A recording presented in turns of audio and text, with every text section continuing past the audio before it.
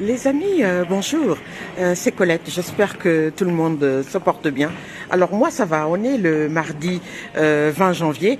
Je réitère encore mes vœux donc à tous mes amis voilà, qui n'avaient pas eu l'occasion de voir mes messages pour l'année 2026.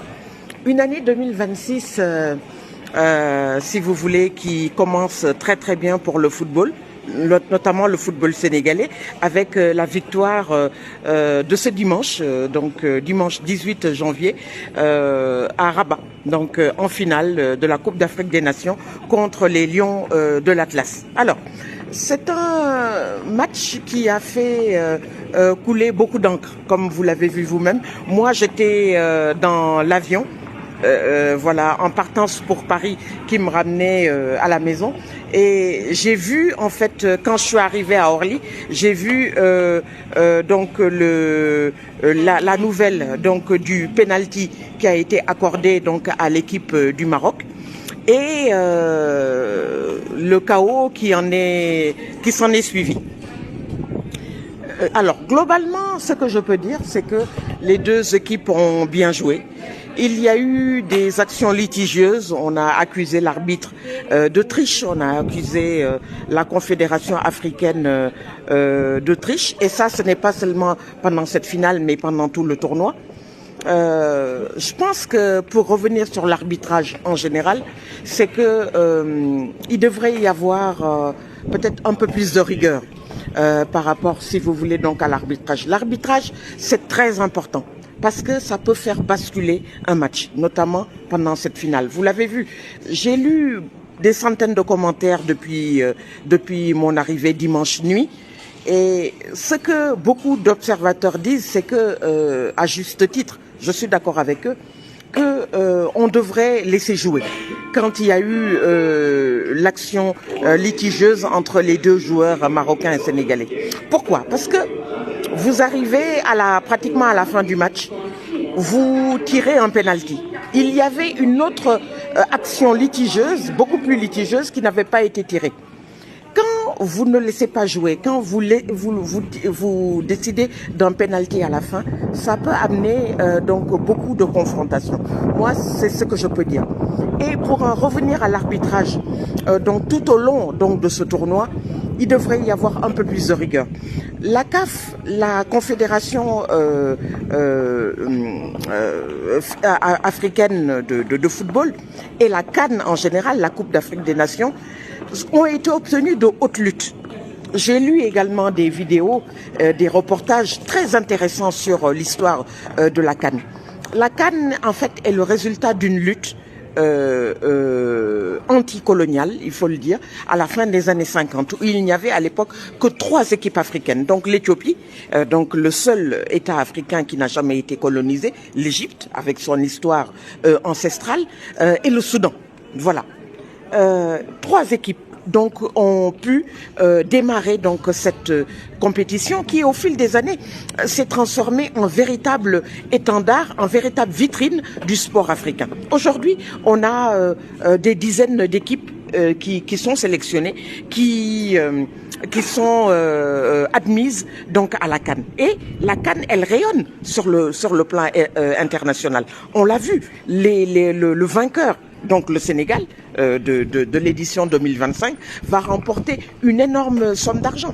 Voilà, mais la fête a été gâchée. On parle même de sanctions contre l'équipe, notamment Pape Thiaw, qui, comme vous l'avez vu vous-même lors des images, a demandé aux joueurs, pas tous les joueurs, mais certains joueurs sont partis. Sadio Mané, en réconciliateur, en grand frère, a eu cette responsabilité de faire rappeler les joueurs. Voilà, c'est un geste épique. On va retenir ça de lui. Lui qui veut quitter sa carrière internationale, comme vous le savez, il l'a dit, il l'a déclaré. Et donc, moi, j'ai envie de dire,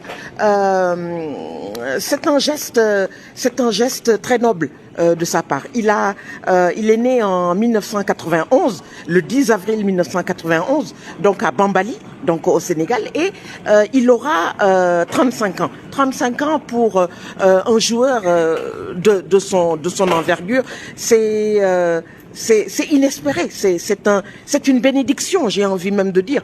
Il y a pas longtemps, certains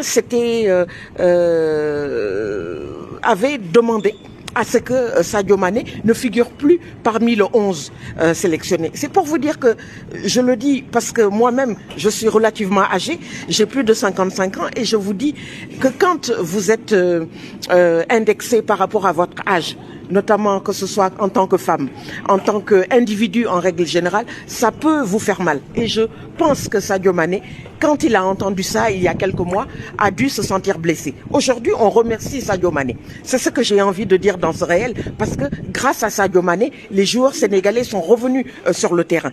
Un homme de 35 ans qui marque le plus grand passeur de tous les temps, qui marque, voilà, qui est à l'origine de tous les buts donc du Sénégal. Il n'y a pas plus grande preuve donc de sa grandeur, de sa majesté. On retiendra ça donc de cette finale. Voilà, ce garçon qui a fait énormément pour le pays, qui a fait énormément pour le pays, pour le continent africain. Il a construit un hôpital dans son village. Il a construit donc une école dans son village. Il a donné des bourses donc aux élèves de son village de Bambali. Vraiment. Moi, c'est ce que j'ai envie de dire. Donc, je vais revenir maintenant à l'aspect purement footballistique. Je pense que cette rencontre, cette finale, devrait nous faire réfléchir. Elle devrait faire réfléchir les responsables du football africain.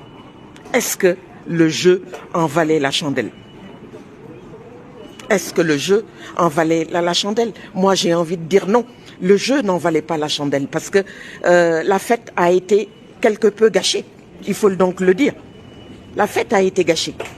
Le Sénégal a gagné. Le Sénégal a eu sa deuxième étoile, c'est vrai, de haute lutte avec ce magnifique but de Pape Gueye. Mais voilà, on a vu les images qui ont fait le tour du monde, etc. Voilà. L'arbitrage, c'est quelque chose d'important. Vous arbitrez une finale, vous n'arbitrez pas, si vous voulez, un match de ville, de petite ville, d'un village quelconque. Voilà, c'est regardé par presque même plus d'1 milliard de personnes dans le monde. La CAN, ce n'est pas n'importe quelle, compétition. Voilà. Donc, ce que j'ai envie de dire, c'est l'arbitrage donc doit être le moteur donc de la rencontre. Si par exemple l'arbitre avait laissé jouer, il restait peut-être moins de 2 minutes à jouer, on n'allait pas en arriver là. Voilà. On regrette tous ces images. Voilà. Entre le Sénégal et le Maroc, je vais terminer là à Montréal, il y a une grande histoire d'amitié, une grande histoire de coopération dans tous les domaines, culturels, économiques. J'ai envie de dire même matrimonial. Je suis né à Dakar. Je connais le métissage qu'il y a entre donc les deux pays. Voilà, les couples mixtes. Comme vous le savez, le jeune Baye qui va fêter son 18e anniversaire le 24 janvier, donc est métis. Voilà, ses deux parents sont et sénégalais et marocains. Voilà, donc voilà, c'est ce que j'ai envie donc de vous dire. Ce n'est que du foot. Ce n'est que du foot, mais dans le football, il doit y avoir des règles. Voilà, je le dis toujours. Inutile de se battre, d'en arriver aux mains, de faire même couler le sang, parce que j'ai même appris qu'il y aurait donc un supporter d'origine sénégalaise qui a perdu la vie dans des conditions dramatiques. Voilà. Ce réel est l'occasion pour moi de dire que respectons les règles. L'arbitrage, c'est important. Ce n'est que du foot, c'est vrai, mais une rencontre peut faire basculer donc voilà, un moment de sport gâché.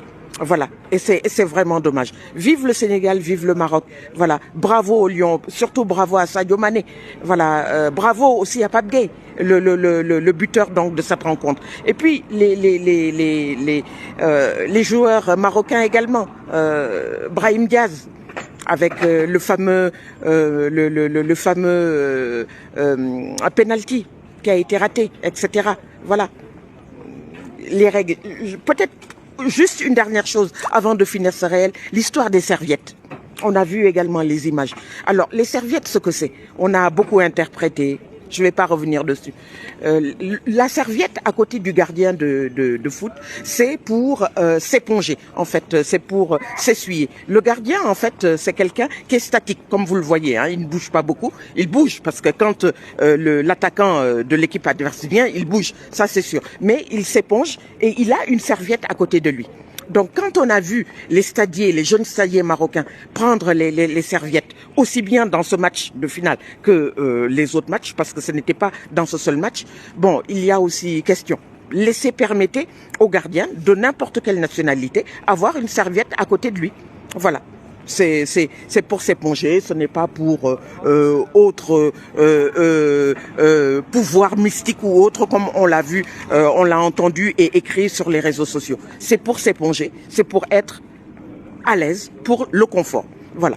Donc, vive le foot, j'ai envie de dire pour terminer. Vive la jeunesse africaine. Voilà, le football africain passe à une autre étape avec la suppression du CHAN. Donc le championnat d'Afrique des Nations, ces joueurs africains locaux qui brillaient, comme vous le savez, dans ce championnat, voilà, organisé, il est supprimé. Et puis on passe de 2 à 4 ans. Voilà, c'est une décision donc de la Confédération africaine. Voilà, qu'est-ce que vous voulez que je vous dise? C'est comme ça. Voilà, je vous dis à très très bientôt. Vive le football africain. Merci beaucoup. À très bientôt. Au revoir. Merci.